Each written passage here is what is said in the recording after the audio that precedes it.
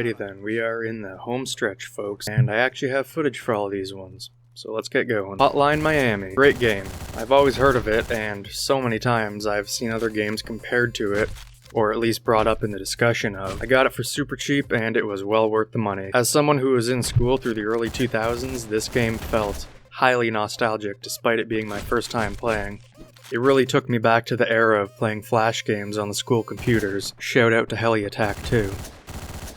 Disco Elysium. I'd heard many good things about this one, but was pretty wary because I've never really played such an in-depth hardcore RPG.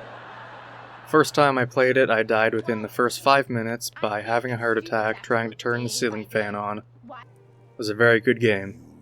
Good story, funny, engaging, and it made me want to keep playing to find out more. I would recommend it. Tomb Raider, Rise of the Tomb Raider, and Shadow of the Tomb Raider. I'd beat the first one once before, but I did it again just so I could play through the series. Not too much to say, they're fun games, they look great, and they have a decent story. As I said before, I always love a game with good bow action, so this definitely had that going for it. I think I preferred Rise over Shadow, but they were both fun. And the cart flipping bug is, I think, the only one I encountered. And even then, it resolved itself eventually, so... 2 hours later.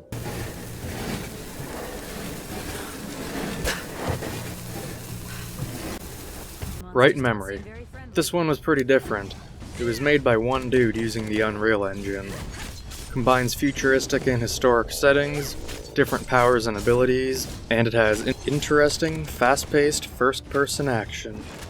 I bought this one because while it technically isn't the full game, it only takes like 25 minutes to beat and it's just one level. But a full game, Bright Memory Infinite, is releasing sometime this year, and anyone who owns this version gets Infinite for free when it comes out. And I only paid about $12 for this one. Feels a bit like Devil May Cry 5 meets Shadow Warrior.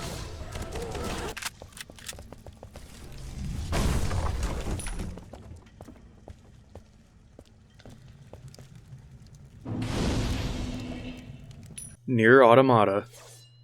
This game wins the award for most types of combat gameplay in one game. Top-down brawler, third-person Souls-like, arcade-style ship battles, bullet storm. This game had it all.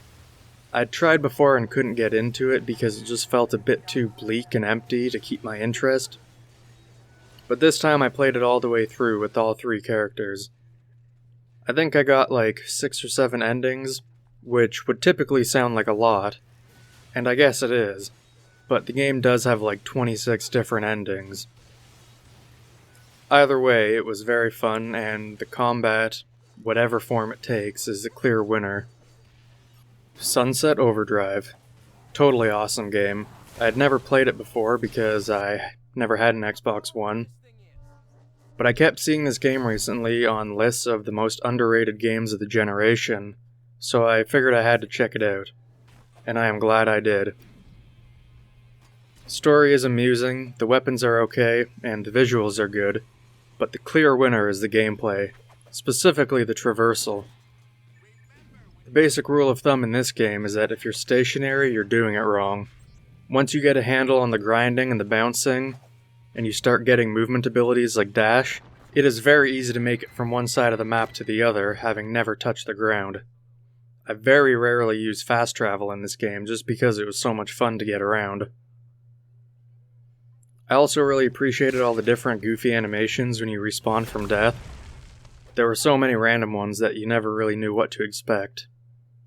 Honestly, I was kind of sad when I ran out of stuff to do in the game because I wanted to keep playing it. Halo Combat Evolved, and Halo 2, the Halo Master Chief Collection.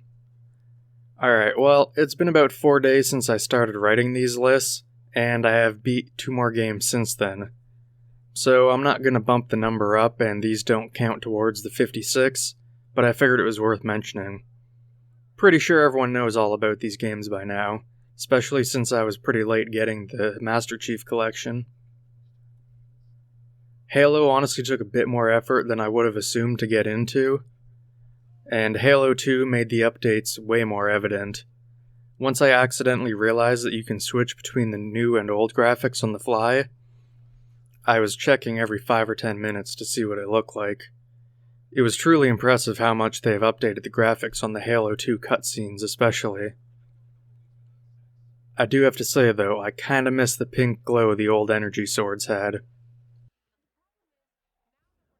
And that is it, all 56 plus 2 games that I have beat in the last year and a half.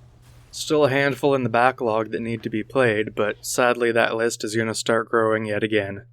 With Mass Effect Legendary Edition releasing last week, Biomutant on Tuesday, and then we have Necromunda Hired Gun at the beginning of June, and I have to keep an eye out for Dying Light 2, Vampire the Masquerade Bloodlines 2, and Shadow Warrior 3, all of which could get a release date announced at any time. I want to play Mortal Shell when it comes to Steam this summer. Saints Row the 3rd Remaster came to Steam the other day, which is exciting because that was always a favorite series of mine. But for now, it is time to stop talking and start playing. Thank you for watching, and I will see you in the next one.